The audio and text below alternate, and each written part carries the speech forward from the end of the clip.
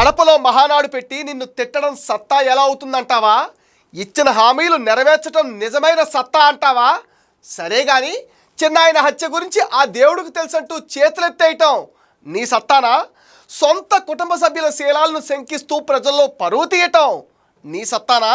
5 ఏళ్లలో 2 సార్లు Kadapa steel plant కోసం శంకుస్థాపనలు చేసి ప్లాంట్ను గాలి కొతలేయటం నీ సత్తానా? ఇచ్చిన హామీలు నెరవేర్చడంలో నీ సత్తా ఏంటో రాష్ట్ర ప్రజలందరికీ తెలుసు జగన్ రెడ్డి. ప్రత్యేక హోదా, నిరుద్యోగ వృత్తి, సిపిఎస్ రద్దు, సంపూర్ణ మద్యపాన నిషేధం, ఇలా నువ్వు ఇచ్చిన ఎన్నో హామీలను గాలి కొదిలేయటం నీ సత్తానా? 45 ఏళ్లకే పెన్షన్ ఇస్తానని ఆశ పెట్టడం నీ సత్తానా? బిడ్డకు అమ్మఒడి అంటూ మభ్యపెట్టడం నీ సత్తానా? హామీలు నెరవేర్చడంలో నీ సత్తా ఎక్కడికి పోయింది? పెద్దిరెడ్డి అరాచకంతో కుప్పం మున్సిపాలిటీని గెలిచానని విర్రవీగిన నీకు విఘ్నులైన పులివెందుల పట్టభద్రుల ఎమ్మెల్సీ ఎన్నికల్లో పరువు తీసి వాళ్ళ సత్తా ఏంటో చూపించలేదా? వై నాట్ 175 అంటూ కుప్పం కూడా గెలుస్తామని బడాయి కబుర్లు చెప్పిన నీ సత్తా ఏమైపోయింది?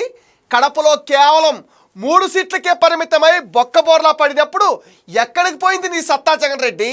ప్రకాశం జిల్లా పర్యటన రద్దని చెప్పి తాడేపల్లిలో కూర్చుని సత్తాల గురించి మాట్లాడతావా? నువ్వు చేసిన అవినీతి అరాచకానికి ఈ జన్మలోనే కాదు వచ్చే జన్మలో కూడా నిన్ను జనం నమ్మరు. ముఖ్యమంత్రి ఎలా ఉండకూడదో ఆంధ్ర జనాలకు చూపెట్టడమే నీ అసలైన సత్తా జగన్ రెడ్డి.